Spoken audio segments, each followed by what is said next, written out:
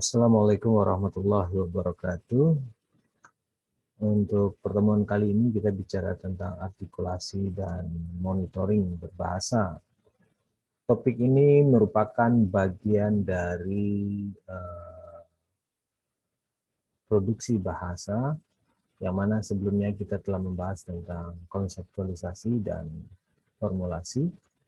Konseptualisasi itu terjadi pada otak, sementara formulasi itu sudah mulai terjadi penyusunan unsur-unsur lingkungan, tapi tetap saja itu terjadi pada otak, nah belum terlihat wujudnya. Nah, untuk kali ini kita sudah bicara tentang wujud daripada konseptualisasi dan formulasi, yaitu dalam bentuk artikulasi, yaitu berupa ujaran bunyi, ya. Dan pada saat yang sama, ketika orang berujar itu, mereka juga memonitor atau mengawasi apa yang mereka bacakan, atau yang mereka ucapkan, atau apa yang mereka tulis. Nah, bukti-bukti adanya pengawasan itu berkaitan dengan error dan mistake yang sudah kita bahas sebelumnya.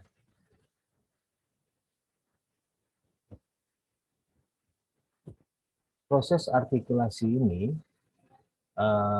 dapat diumpamakan sebagai proses pencetakan pada printer. Ya. Jika kita mengkonsep dan memformulasi, itu terjadi pada komputer, kemudian apa yang kita konsep dan formulasi itu nyata nampak dilihat pada printer atau mesin cetak. Nah, analogi bahwa printer adalah proses artikulasi merupakan gabungan antara komputer sebagai sarana untuk mengkonsep dan memformulasikan bahasa itu. Okay. Selanjutnya, pada artikulasi, konsep penting yang kita pahami bahwa artikulasi itu adalah proses mekanik, sementara formulasi dan konseptualisasi dan formulasi merupakan proses mentalistik. Nah, proses mekanik itu dari artikulasi itu adalah proses saluran udara atau penyaluran udara dari rongga bicara, dari alat-alat bicara, mulai dari paru-paru, rongga tenggorokan, ya, lalu rongga hidung, rongga mulut. Hal yang perlu diperhatikan adalah pada bagian laring. Pada bagian laring itu terdapat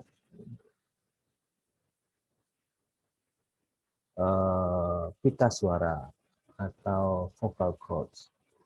Vocal cords manusia itu berbeda dari binatang yang lain, di mana vocal cords manusia memiliki kemampuan untuk merubah, memanipulasi udara untuk produksi bunyi suara yang beragam-ragam. Nah, berbeda dengan hewan, ini juga berkaitan dengan posisi atau jarak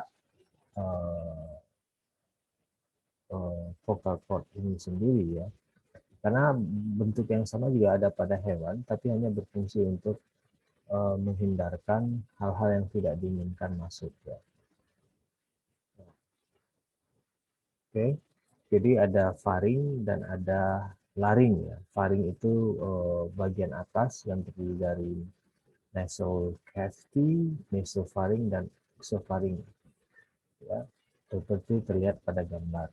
Nah, laring itu di mana vocal cord itu terdapat.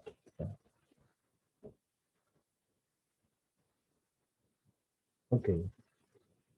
Secara sederhana, proses artikulasi adalah proses produksi bunyi yang mana pada saat itu terjadi proses yang linear bersamaan antara konsep, formulasi, dan mekanik penggerakan otot hingga memproduksi bunyi, yaitu dimulai dari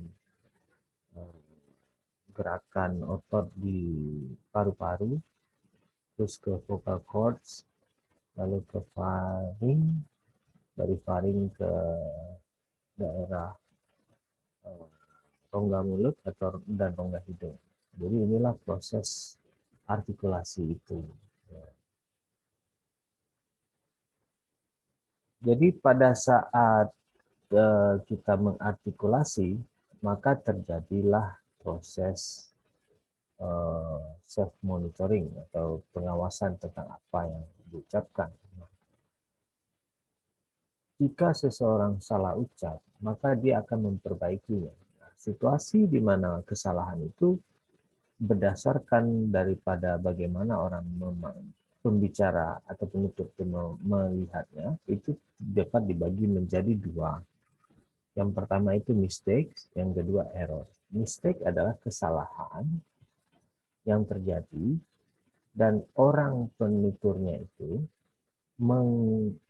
mengetahui atau menyadari kesalahan itu lalu memperbaikinya. Berbeda dengan error. Dia terus berbicara tapi tidak menyadari bahwa dia telah membuat kesalahan. Jadi mistakes ini biasanya terjadi pada native speakers. Dia tahu salah ucap, kemudian dia memperbaikinya. Salah ucap itu karena apa yang dia maksud tidak sesuai dengan apa yang dia tuturkan. Ya, bisa seperti itu. Atau dia berubah pikiran. Ya. Namun error, seperti halnya pembelajar bahasa, dia terus memproduksi kalimat-kalimat itu, meskipun salah, dia tidak tahu kalau kalimat yang diproduksi itu salah.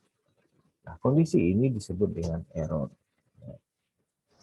Jadi kalau kita sebagai pembelajar bahasa asing, kita biasanya mengalami error. Namun, kita juga tahu bahwa ada kesalahan dan kita memperbaikinya. Jadi artinya, kita juga bisa mengalami error dan mistakes. Oke, error dan mistake itu adalah bukti adanya proses monitoring dalam produksi bahasa. Oke, selanjutnya kita dapat melihat bahwa ketika kita berbicara, lawan bicara kita mendengarkan, pada saat yang sama kita juga mendengarkan apa yang kita bicarakan. Jadi, artinya pada saat kita memproduksi bahasa, orang mendengar, kita juga mendengar. Nah, proses kita mendengar sendiri, apa yang kita ucapkan itu adalah proses monitoring itu.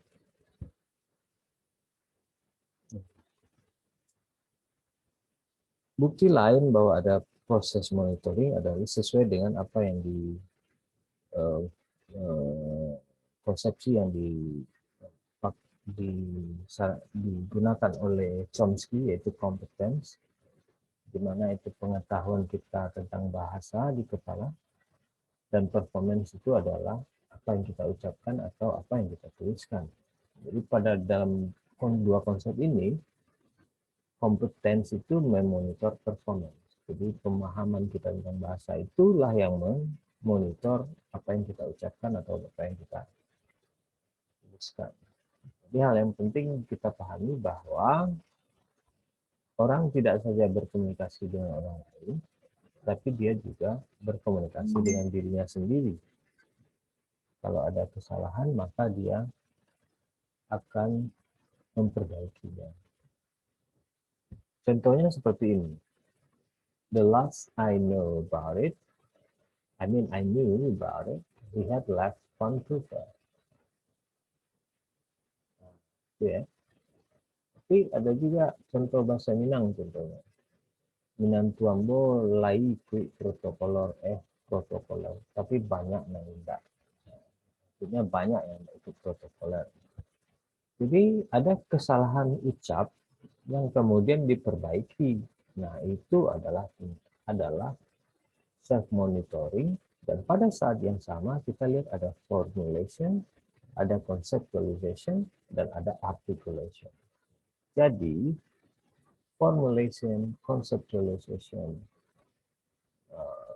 articulation, dan monitoring itu terjadi pada saat yang berurutan atau berkesinambungan dan juga bersamaan. Oke, saya rasa sekian saja tentang uh, artikulasi. Jadi artikulasi itu adalah proses memproduksi bunyi, dan monitoring itu adalah proses mengawasi apa yang diucapkan, menyesuaikan dengan apa yang dikonsep dan yang dirumuskan dalam formulation atau conceptualization. Sekian saja. Assalamualaikum warahmatullahi wabarakatuh.